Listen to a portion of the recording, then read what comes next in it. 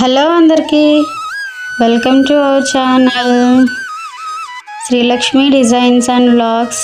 నేను మీ దివ్య. ఇది సాయంత్రం వ్లాగ్ అండి. ఇది మొదటి రోజు సాయంత్రం వ్లాగ్ అన్నమాట.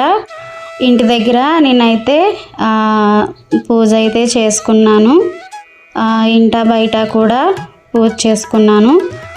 అది ఈరోజు సాయంత్రం అయితే నేను మార్నింగ్ పూజ చేసుకొని సాయంత్రం కూడా పూజ చేసుకుని గుడికి అయితే కంపల్సరీ వెళ్తానండి. దీక్షలో ఉన్నప్పుడు కంపల్సరీ అమ్మవారి దర్శనం అయితే చేసుకోవాలి. అప్పుడే మనకి ఒక మంచి ఫలితం అనేది మనకి కలుగుతుందన్నమాట. అది నా నమ్మకం అండి. నేను ప్రతి సంవత్సరం కూడా నేను అదే పాటిస్తూ ఉంటాను. గుడికి వెళ్ళి అమ్మవారికి టెంకాయ అయితే కొట్టి మొక్కుకొని అమ్మవారి దర్శనం అయితే చూసుకొని ప్రతిరోజు ప్రతి అలంకారాన్ని కూడా దర్శనం చేసుకుని తల్లి మళ్ళీ సంవత్సరం కూడా మళ్ళీ నీ అలంకారం మొత్తం నేను మళ్ళీ దర్శనం చేసుకుని అదృష్టాన్ని నాకు ప్రసాదించమని ఆ తల్లిని వేడుకొని మనసారా వేడుకొని వస్తానన్నమాట. ఈరోజైతే తులసి దగ్గర అయితే నా వ్లాగ్ అండి ఇది. తులసి దగ్గర ఇలా ఇరువైపులా నాకు ఇవి గత ఏడాది దీపావళికి అయితే తీసుకొచ్చాను. ఏనుగులతో ఉన్న దీపాలు స్టాండ్ అన్నమాట, ఏనుగుల స్టాండ్ అన్నమాట. పైన దీపాలు మరి వేరే ప్రమిద పెట్టి వెలిగిస్తాను. నాకు చాలా బాగా నచ్చినాయండి. చక్కగా అటు ఇటు ఏనుగులండి, మధ్యలో లక్ష్మీనారాయణలు ఉంటారు. చాలా బాగుంటుందండి. దీపాలు కూడా చాలా కలగా ఉంటాయన్నమాట. ఇక గడపకు కూడా పూజించేసుకున్నానండి నేను. అటు ఇటు కూడా దీపాలు అయితే వెలిగించేసాను, పూజ చేసేసుకున్నాను. ఇంకా సాయంత్రం అయితే మంచి పాజిటివ్ వైబ్స్ రావడం కోసం మంచిగా ధూపం వేసి ఇంకా అమ్మవారికి అయితే నేను మార్నింగ్ అయితే అష్టోత్తరం చేస్తానండి. ఇక ఈవినింగ్ వచ్చేసరికి ఇంకా అమ్మవారి స్తోత్రాలు కానీ, లలితా సహస్రనామ పారాయణం కానీ, కనకదార స్తోత్రం కానీ నేను అలాగా ఇంకా సాయంత్రం అయితే చదువుకుంటాను.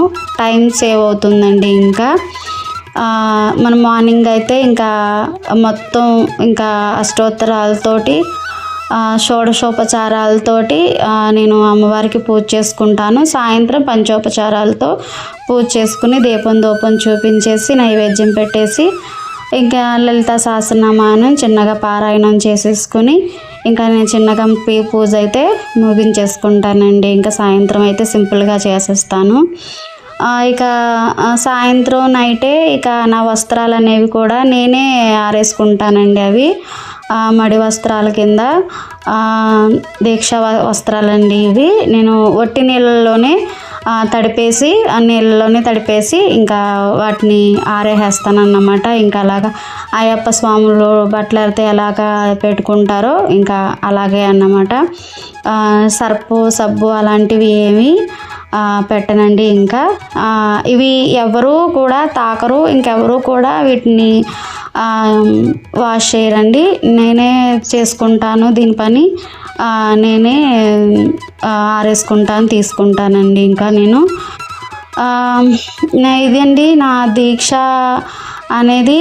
నేను ఇది ఇప్పటి మొదలుపెట్టిన దీక్ష కాదండి. ఇది నేను 7-8 సంవత్సరాల నుంచి నేను దీక్ష అయితే అమ్మవారికి అయితే పాటిస్తున్నానండి. అమ్మవారి మొక్కు అన్నమాట. కానీ ఎరుపు వస్త్రం అయితే ధరించనండి. అనుకోవచ్చు అందరూ ఇది గోవిందమాల కదండి అని అనుకోవచ్చు. లేదండి, అమ్మవారికి పసుపు అంటే చాలా ప్రీతికరం కదండి. సౌభాగ్యానికి చిహ్నం పసుపు రంగు కదండి. ఇక నేను అదే ఉద్దేశంతో అమ్మవారికి అయితే ఇంకా పసుపు రంగు చీర ధరించి దుర్గమ్మ తల్లికి నేను పసుపుతోటే ఇక నా వస్త్రంతో ఉంటానన్నమాట. ఇంకా ఆ వస్త్రంతో ఉంటానండి. ఇంకా నైటీ వేసుకోవడం కానీ లేకపోతే ఇతర బట్టలు వేసుకోవడం కానీ ఇలాంటివి ఏమీ చేయను. ఇది 9 రోజులు ఇలా ఈ వస్త్రంలోనే ఉంటాను. 10వ రోజు దసరా రోజు మాత్రం నేను పట్టు చీర అయితే కట్టుకుంటాను. అంటే పట్టు చీర అనే కాదండి, మన స్తోమతకి తగ్గట్టు మన శక్తి కొలది మనకి ఏదన్నా ఒక చిన్న చీర, కొత్త చీర. ఇక ఆ రోజైతే దీక్ష విరమించేసి, ఇంకా 9వ రోజు దీక్ష విరమించేసి 10వ రోజు అయితే ఇంకా అమ్మవారిని కొత్త చీర అయితే కట్టుకుని ఇక అమ్మవారి దగ్గరికి వెళ్ళి ఇక దర్శనం చేసుకుని జమ్మి చెట్టుకి పూజ చేసేసి అయితే వచ్చి ఉద్వాసన అయితే చెప్పేస్తానన్నమాట. ఇదండి నా 9 రోజులు నా దీక్ష ఇలాగే ఉంటుందండి. మీకు ఏమైనా నా దీక్షలో ఏమైనా డౌట్లు ఏమన్నా ఉన్నా, లేకపోతే ఇంకేమన్నా సందేహాలు ఏమన్నా ఉంటే, లేకపోతే నాకు ఏదన్నా సజెషన్ ఇవ్వాలన్నా కూడా నా కామెంట్ సెక్షన్లో తెలియచేయండి. అలాగే మా వీడియో ఎలా ఉంటుంది, నా ఈ పూజా వ్లాగ్ ఎలా ఉందనేది